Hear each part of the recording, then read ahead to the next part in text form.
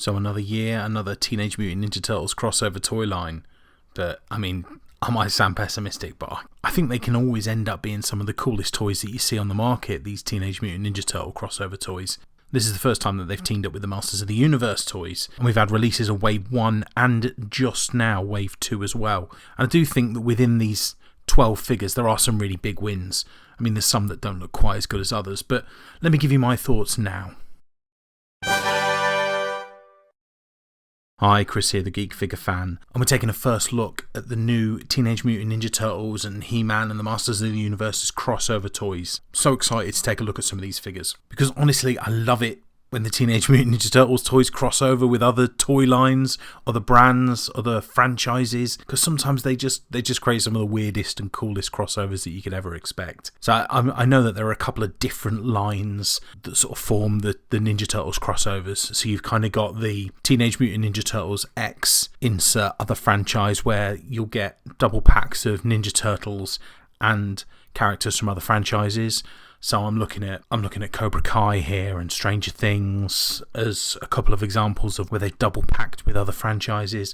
But then you also get what we got today, which is kind of these weird amalgamations of different franchises, which I think are even cooler. They're like little Brundleflies of different franchises, you know, that have been put together in these sort of weird creations that are just so imaginative, colourful and different. And you might not be aware of previous iterations of Teenage Mutant Ninja Turtle collabs in this kind of way, but we've seen Ninja Turtles Ghostbusters, we've seen recently with NECA the Ninja Turtles and Universal Monsters crossover, we've seen Teenage Mutant Ninja Turtles and Power Rangers crossover, and there are so many more, I'm sure. And I would say, I mean, this isn't even Playmates, this is Mattel that are doing this, but I normally say that, you know, Playmates have got a great sense of humour when it comes to, or at least a great sense of imagination when it comes to putting these sets together. But yeah, so this is more of a license from Playmates or from the Ninja Turtles. So this is a Mattel project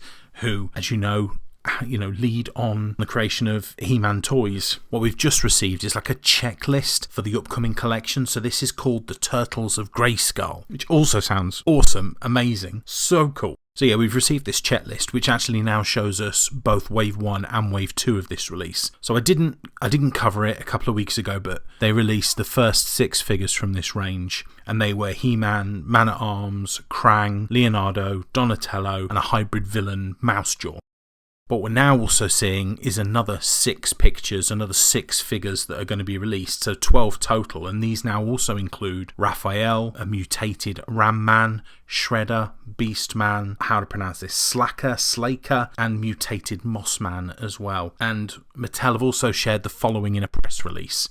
So it says, the partnership between Masters of the Universe and Teenage Mutant Ninja Turtles allows fans to create new storytelling moments with the Turtles of Grayskull line, which outfits characters including Leonardo and Raphael, Donatello and Michelangelo with Eternian-style battle gear, and He-Man from Masters of the Universe will battle his mutagen mutation, while Skeletor will don turtle-inspired armour. Merging these worlds, which are both narratively jam-packed with creative possibility, unlocks even more storytelling opportunities for fans across both brands.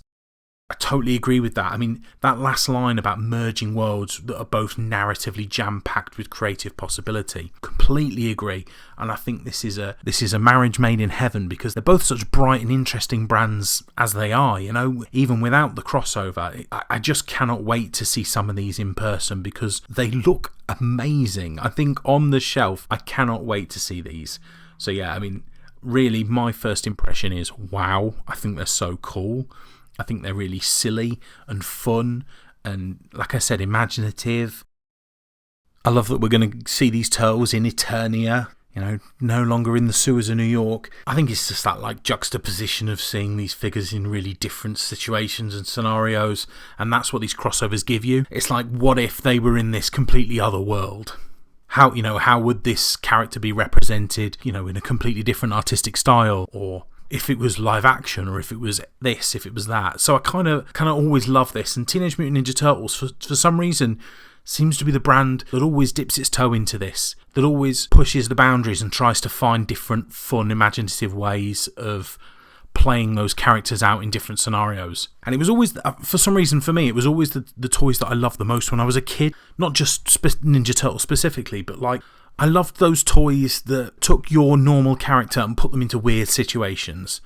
And I know that it's, it was just another way for a toy company to make a bit of money. But when you get, so I was a huge collector of the real Ghostbusters when I was a kid, and it was those weird, unusual figures, like the Ghostbusters in different outfits or fright features that I was really drawn to. And again with the Turtles as well. When I used to collect Turtles figures, I used to get Turtles as rock stars or movie stars, or dressed up on skateboards, and they were the ones that I was always drawn to, and I don't really know why, but I would guess it was just seeing them in different outfits and stuff like that. So yeah, I'm really drawn to this range. I think it makes me feel like I'm looking at toys that I would have collected as a kid, and sometimes that's what I love. It's not just about what I want as an adult, that looks more adult and that I would put on a shelf. I still get a huge kick out of seeing these toys that I know would have been top of my Christmas list when I was a child. And I wasn't a massive Masters of the Universe fan as a kid. My brother definitely liked it much more than I did, but I would still have bought and played with these toys all of the time, I am sure. I'm not going to look at any of the figures individually at the minute. I think when these start to come out, they're by the way, they'll be released in January 2024. So yeah, I'm not really going to delve into any of these individually. I'm hoping that I'll get to do that in 2024 when these figures get released, because I do think that there's a market for them. I think there'll be a lot of people that are really interested in them as well. But those are my first thoughts. I think they look awesome. I think they're really dumb and bonkers toys. They're so colourful. I can't fault them really, just for the the concept. So yeah, looking forward to seeing more on them. Looking forward to seeing them in the flesh, getting them in hand and seeing what I think. But for now, I'd love you to let me know what you think of this range. Is this something that you're looking to get? Will you be pre-ordering? Be really interested to know what you think. Please like the video if you've enjoyed it, and please consider subscribing to my channel as well. We've got more news and reviews coming up every week. And that's it really. I mean, if you're interested in the Ninja Turtles, then why not check out this video next?